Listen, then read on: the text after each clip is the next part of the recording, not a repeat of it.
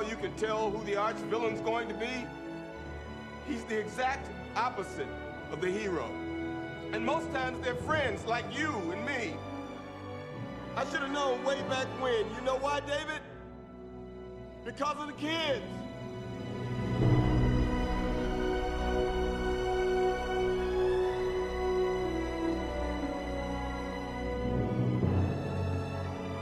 They called me Mr. Glass. Hi, this is Gina Versa of the Waffle Press Movie Podcast, here to have a discussion, about the movie Glass. And I'm joined today by one of our new correspondents, new members, Andrew Salazar from the Geeks of Color. You're a writer on that website and many others, I believe. How are you doing today, Andrew? I am very good, and I am very excited about this conversation. Oh, definitely, dude.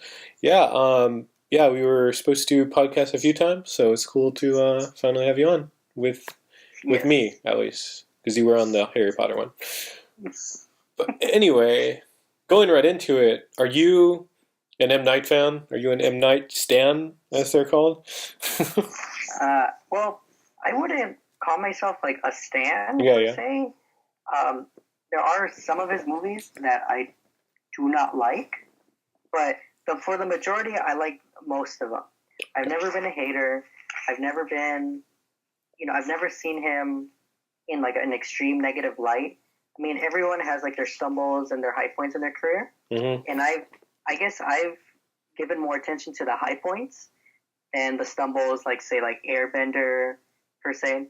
I mean, I think that's probably like the one I probably dislike the most. Yeah. But even then, like a lot of people, I think for the most part, people have been extremely like just bizarrely negative on the movies that are not as good. And right. I'm not saying that like specifically like Lady in the Water and The Happening. I don't think those movies are like great. I think there's a lot of stuff to like in those movies, but I never saw the point in like going out of my way to trash on them, if that makes sense. Yeah. I thought they were just okay. Yeah, to hate on them. No, there's a lot of stuff to not like, don't get me wrong. I'm not gonna waste like energy, you know what I mean? Like right. being extremely negative. I've never felt that way about like anyone really, except for like if you're like a bad person like Bryan Singer or something. Right, yeah. This is not the case. So. No, exactly. And by all accounts, he seems like a great dude, M. Night Shyamalan. Right. And yeah, I mean, all his movies for me, yeah, Lady in the Water, certainly not great. The Happening, there are good aspects of it. I mean, there's no real bad movie from his filmography where it's like unwatchable. After Earth even maybe has some good points. Oh yeah, I forgot about that. Jaden Smith. Like there's some good things about that, but they for sure have they've garnered like too much hate. So yeah, people should give them a second look. And going off of what we're talking about, the Unbreakable trilogy, he called it something else because we went to a screening at Beyond Fest. It was the Shyamalamathon, as they called it, and they did a screening, a triple feature of all three films in this trilogy, and I think M. Night called it something else, but we'll call it it's After the Train. Ah, okay. Yeah, it's the name of the train. Okay. I can't remember it this moment, but it's the name of the train. The train. 17-something train trilogy. Yeah, it's After the Train. I kind of like the Unbreakable trilogy better, though.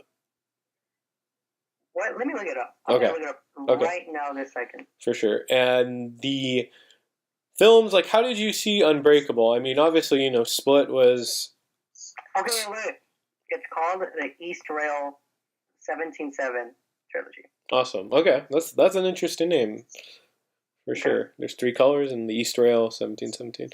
So how did you see Unbreakable? Like, what was your first? Actually, we have your first viewing because at the this was my first viewing. That's right. Yeah. Well, what are your thoughts on it? Like, what did you know about it before? Because obviously you saw Split and you like that. Yes, I did. All I knew beforehand through like pop culture references, listening to other podcasts, etc., was that it's literally about a guy who breaks easy and a guy who doesn't. That's literally all I knew. Okay. And I was like, all right, that sounds cool. But I'm like, watching the movie was like completely like floored. I hadn't felt that way in a movie theater like in a hot minute. Like I was really mesmerized. Right away, as soon as it ended, I didn't think it's perfect, but I was like, you know what, this is probably his best movie. I've never seen it, and like I was really upset that I hadn't seen it until then, because like I want to watch this again. It's really, really good. Oh yeah, for sure. I think it's like a classic. Like I think it's like up there with like The Sixth Sense, and unfortunately it didn't do so well or so hot when it first came out. He was like really, M. Night, as he said in the video messages, was really upset. Like he thought that that movie was like, that should have been a hit. And like at the time, comic book movies were, what was the biggest comic book movie? X-Men, Blade. I don't think X-Men even. Yeah. I'm not sure if X-Men came out. X-Men came out in 2000. Yeah. And this came out in 99. So. Yeah, so Blade. Yes. So yeah, like comic book movies certainly weren't respected, and that the studios even gave a shit, and like it was this like niche thing, and it's crazy that there was this like before the MCU, before Raimi's Spider-Man, there was Unbreakable, and Unbreakable is like one of the best superhero films because I remember hearing about it from like Wizard magazine. I'm not sure if that was like before your time. No, it was kind of there when I was growing up. Yeah, it was probably going out of business as you were looking at it. Yeah. I have copies of Wizard still though in my closet. Oh, I threw all mine away. But like I remember like just hearing reading like stuff about like it's the best comic book movie ever through that magazine, or it's very underrated. And I finally saw it like on like Cinemax or something, and I was really blown away because it's like I didn't know. Like I didn't know the Mr. Glass twist. That's like one of the best twists, and it foreshadows it so much. You should see it coming, and then you don't. And there's a lot of power to that, and like just the iconography, the empathy it has in that, the heart of that movie, where it's this guy, and he's not like a great dude. He's not like a bad dude. He's just kind of a flawed dude. Like he cheats on his wife, and just like everyone else. No one is perfect. Yeah, very average guy. Very relatable. Yeah, and he becomes a better person, not through like his superpowers, but like finding like his morality, and that's I think like what superheroes like. That's what makes them so great. Is not like all the powers and stuff, and those are cool, but just kind of their moral code, like Batman, Spider-Man, and all that. For me personally, right. So I agree. Yeah, so yeah, we're just briefly touching on these because there could be a whole podcast on Unbreakable or Split. Definitely. Mm-hmm. So movie didn't do well. Then Split comes along, 16 years later, and produced by Blumhouse. What were your thoughts on Split? Because obviously, if you didn't see the first Unbreakable and you didn't know like what the hell was going on. Like, what were your thoughts, dude? No. Here's the thing. Like, I had known about Unbreakable. Okay. Through like listening to like other podcasts, etc. Like just watching TV, it's referenced often, in pop culture. Mm-hmm. So obviously, I was very invested during my first viewing of Split. Before the movie started, there was a message from M. Night because I saw it at an early screening, and he said it was a video message, and he said there's going to be like a surprise reveal. Don't spoil anything. Mm-hmm. Just please respect my vision, etc. And I was like, okay, that's cool. Mm-hmm. I mean, I don't know what to expect. This movie looks crazy. The promotion for Split was really good, so I was really excited. Blumhouse knows how to market. Yeah, and there were still like blurred lines that you couldn't tell what was going to happen. So the movie ends, and I was like, all right, that wasn't that crazy. I mean, that was cool, but I guess what M. Night wanted us to not reveal was that the Beast is real. Mm-hmm. That's what I thought. Because like the reveal doesn't come until after like the end title. Yeah, because right, and then it goes to the Bruce Willis reveal. I knew what it was right away because I was like, oh, okay. But a bunch of people are like sitting around me, like didn't. Yeah. Because I saw the movie twice. I saw it in theaters. I've seen it twice. Mm-hmm. Well, I've seen it 3 times technically with the marathon that we just saw. Right. So I saw the early screening. I thought it was really good. I was like, this is one of those movies similar to like A Quiet Place that you want to see with a big crowd, especially Get Out too. It's one of those horror movies that you want to see with an opening night crowd because it's just really fun. So I did that. I saw an opening night crowd just reacting to everything, very invested, very, very fun. And again, when Bruce Willis came out, a lot of people didn't react whatsoever. And especially maybe because my audience was younger, I want to say maybe. Right. Younger kids, they weren't even born. They probably never seen Unbreakable, never even heard of the movie. Or they weren't even like born. Possibly, yes, that's very true. Yeah. A lot of millennial kids. Yeah. Damn millennials. But I remember having to explain to people, I was like, do you know why Bruce Willis was there? And they were like, no. I was like, well, there's a movie M. Night did a long time ago, and they're connected, and I don't know what the hell's going to happen, but apparently he's revisiting it somehow. It was really cool at the moment, but I don't think it distracts that little end teaser distracts you too much from like the movie you just saw. Yeah, because it's after the credits. It's a credits thing. Yeah, it doesn't. I don't know if I'm saying it right. Distracts. But it doesn't take away too much of the attention. Right, because it's like Iron Man is a great movie on itself, and then they have the end credits thing of Nick Fury.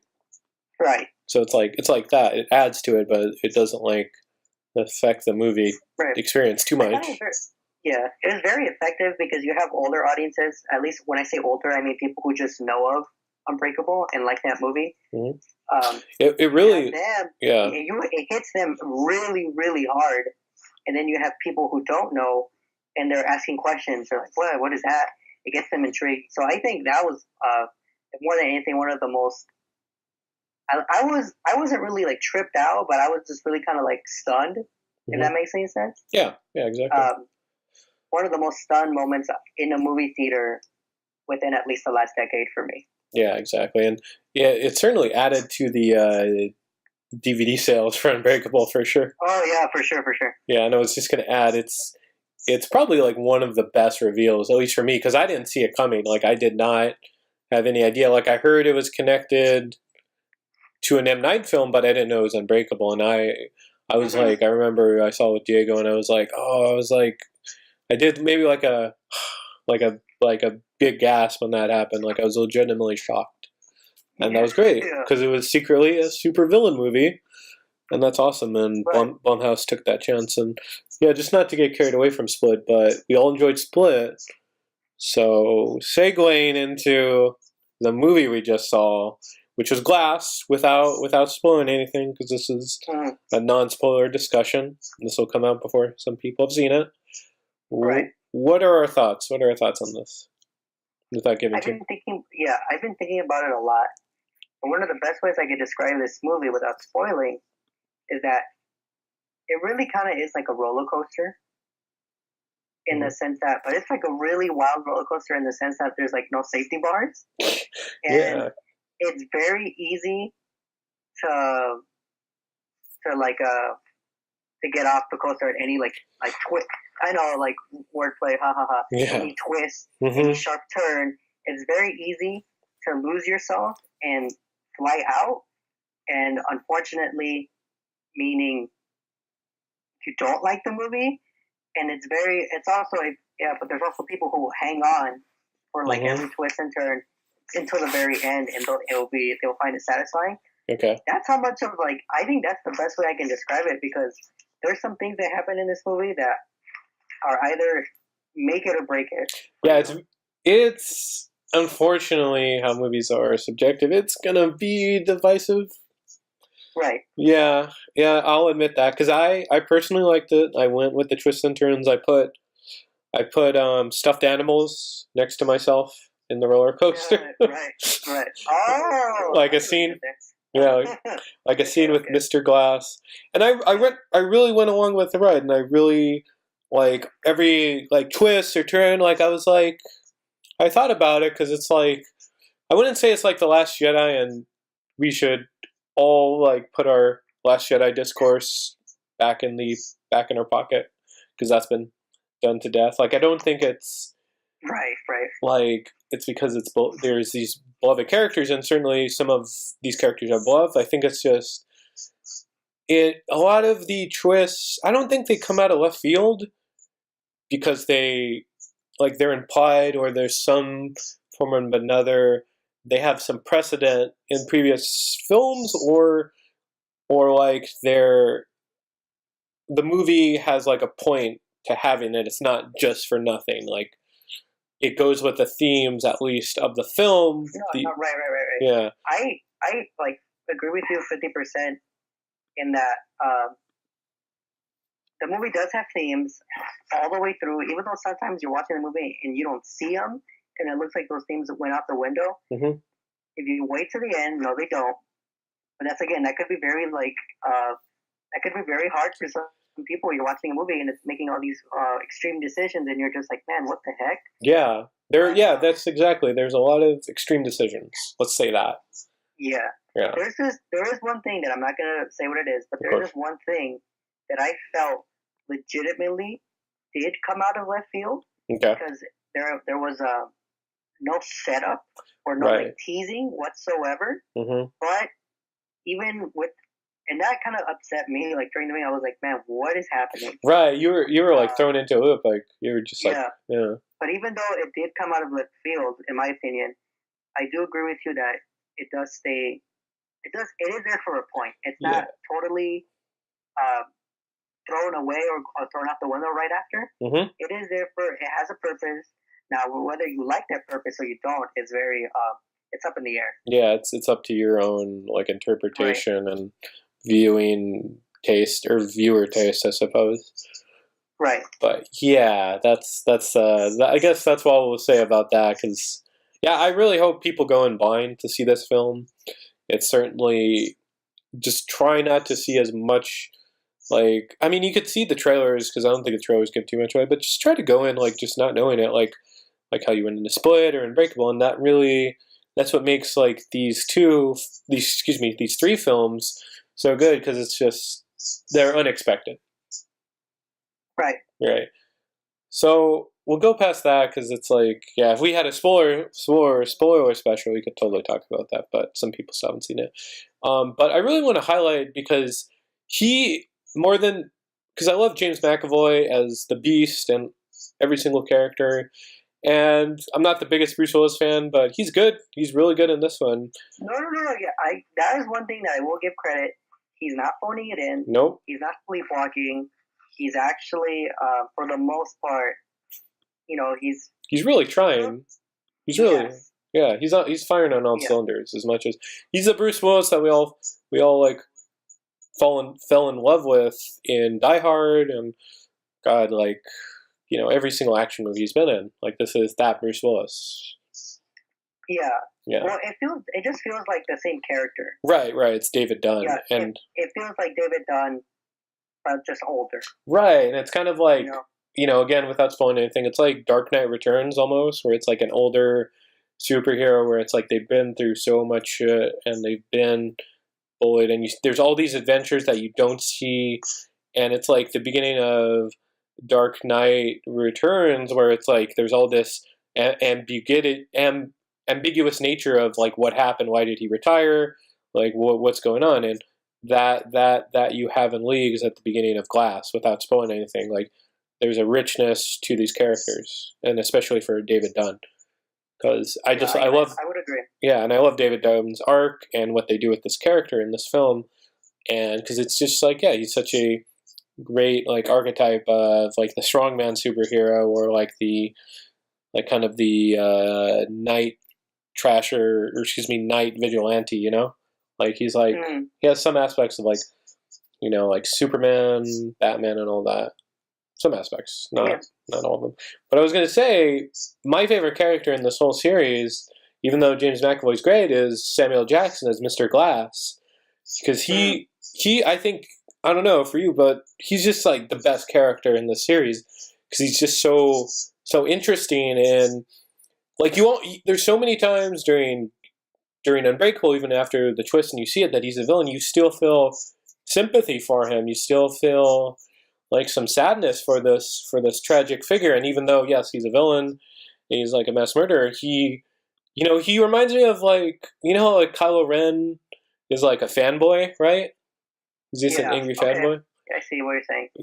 Like Samuel Jackson's character, like he feels like I don't know, he feels like a progressive fan because he is like I know he's evil, but he's very like empathetic. Like he doesn't again like he doesn't like he's a bad guy, but he doesn't just destroy or kill for no reason. And he does have like some empathy. No, I would agree. I would also like to say that what makes Mr. Glass even like more interesting to watch because you could tell, at least for me, that Samuel Jackson was really happy to return to the role. Yes, yeah. It's one of those performances where you could tell that the actor is having like the time of his life. Oh yeah, because he's like, probably been like waiting for this to happen for a long time, and he's taking like full advantage of. Oh, exactly. Being in the role again, and I can really appreciate that as a being in the audience because it just makes me have like just as much fun as he is. Oh, definitely, and I think this role. I mean, I'm just like theorizing here. This is my theory. I feel like there's a lot of Samuel L. in this character because Samuel Jackson is very famously like a comic book fan. He was so supportive of the Ultimates when they used his likeness as Nick Fury, and he was like he found that like so awesome about that, and he's just a big nerd. I don't know if you saw that meme where it's like, was it like Google asks Samuel Jackson questions? And like they ask him like, oh, does he know about like anime? And Samuel Jackson's like, yeah, I do. And then I know hentai too. Oh yeah, I think I know what you're talking about. Yeah, and I love it because I feel like Elijah Price, obviously he has a lot of aspects of his actual character and how he views comics and how much they mean and how much like how comics are so important to his life, Samuel's life. It's kind of slightly meta too because of how big of a role he's had in like the Marvel Cinematic Universe at this point. So it just feels kind of right that it's Samuel. Yeah, it feels like the shoe fit like just so perfectly for him. Yeah, exactly. And in a way, I mean, I think this is kind of because the movie's named after him, without revealing too much. Mr. Glass's movie, right? What do you think? Okay. My opinion, my take. Because I have wondered why. Because if you were to like get like the exact numbers of screen time and dialogue, I don't think he has the highest. Right, but he's probably spoiling, he's maybe the most important character in that movie. We could say that. Well, yeah, you're probably true. He does have the most. You feel his like effect the most by the time the movie is over. Yeah. So I will say that it is. He kind of steals the movie, if that makes any sense, because he's not in it a lot in the first half, but he comes in and he takes it away. Yeah, exactly. And he's great in this film. Well, that's all we'll say, right? Absolutely. And okay, I guess winding down here because we have some time left.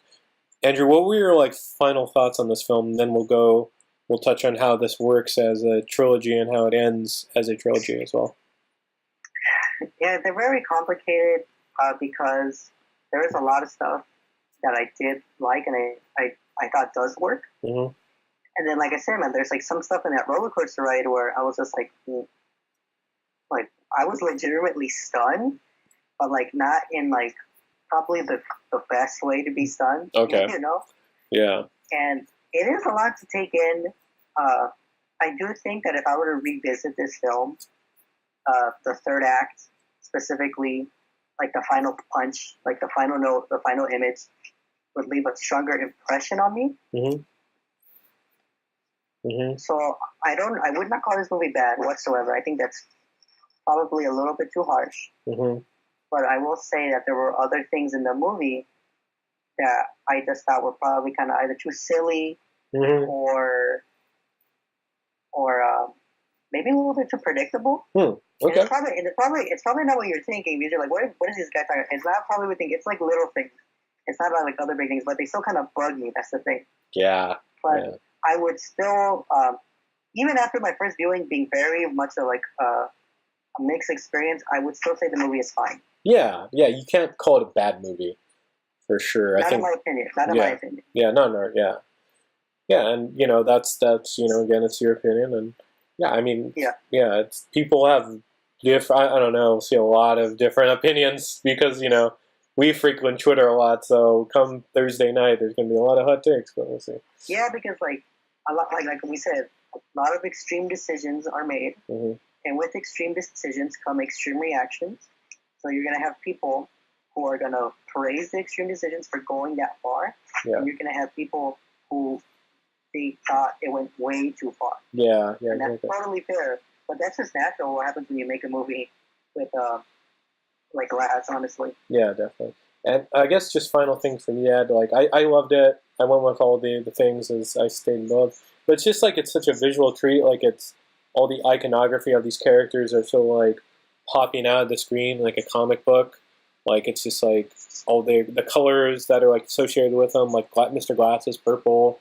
The Beast, I think, is yellow, and David is green. Yeah, he's yellow, right?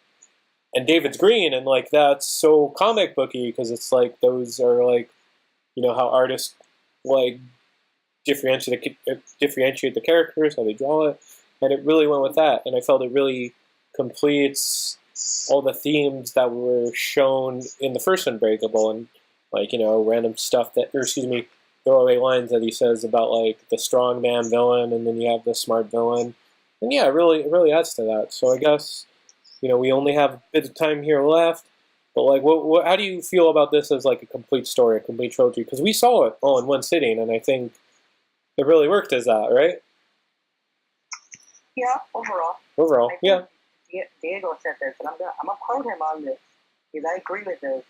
But if he gets upset, I'm quoting him. He literally said this. Okay. He said, none of them are bad, but the trilogy gets progressively slightly not as good as it goes.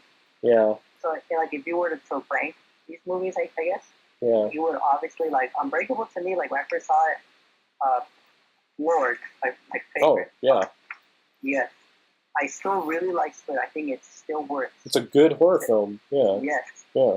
It's not perfect, but what makes it not perfect are minor things. Mm-hmm. It's not something really jarring. Yeah. But it's still really, really good, I think. Yeah, exactly. And then, but I didn't feel as emotionally after Split like I did at the end of Unbreakable. Yeah. Yeah. I will say Unbreakable's still my favorite, but I think at least. I think it's kind of movies, exactly. I think it's kind of like Dark Knight Rises-y, where it's it was good and it ended the story well, but I wish it did some stuff better. I wish. That's a good. Yeah, it's like Dark Knight Rises, right? It's just it was fun, it was good, it was really good, but it didn't top Dark Knight. It ended the story well, but it's kind of Dark Knight Rises-y. Glass will definitely be the one that's going to get nitpicked and dissected the most. Yeah, unfortunately. And I thought a lot of people were doing that with Split. Yeah. But people are going to be doing way more in this one. Yeah. Well, I mean, the thing that really at least I could take away from this movie is at least it'll leave an impression on people. That's how I feel. That was my main takeaway. Definitely. And I think even though, like I said, I wasn't head over heels with Glass, one thing that I can definitely say without question is that it definitely feels like M. Night Shyamalan got to make the movie he always wanted to make. Yeah, exactly. And I can respect that, and I feel happy for him. Mm-hmm. I do feel you don't feel like he ever went through any studio involvement, right? It's through that. It very much feels like it was the movie he always wanted to make. Mm-hmm. Now, whether you like that movie is a different question. Yeah. But at least he got to make this movie. Yeah, you could respect that. It reminds me of Samurai Jack, the last season, where it's the story that was left open for 10, 15 years. Someone finally gave the creator the time and the resources to finish it, and it feels like that. Like, you have to respect, this is the story he wanted to tell, this is how he wanted to end it. So, each his own. So, this is an M. Night film through and through, 100%. No, but that's the thing, like M. Night's movies, they're also very divisive. So it has all the traits. Exactly. It's an M. Night film.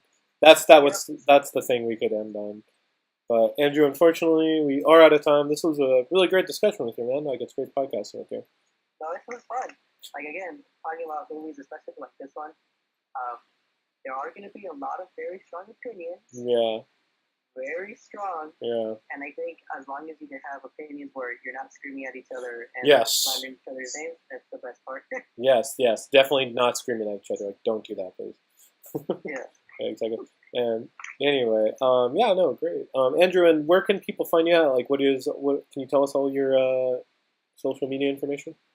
You can find me best on Twitter, and it's at Yokis101. It's YOKIS 101.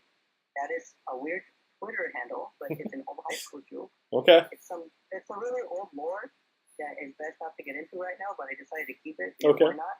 Sure. Embrace your past, but exactly. That's the best place you can find me. And you follow me, follow back. We have some great discussion, as long as it's not too violent. Okay, definitely. And cool, man. Thanks for being on. You could find me on Twitter, on Twitter, Instagram, Gene9892. Follow Waffle Press on Twitter, The Waffle Press. Please go subscribe on YouTube, like, share, what have you. We have iTunes. Please subscribe. And thanks for listening. We've been Professionally Unprofessional.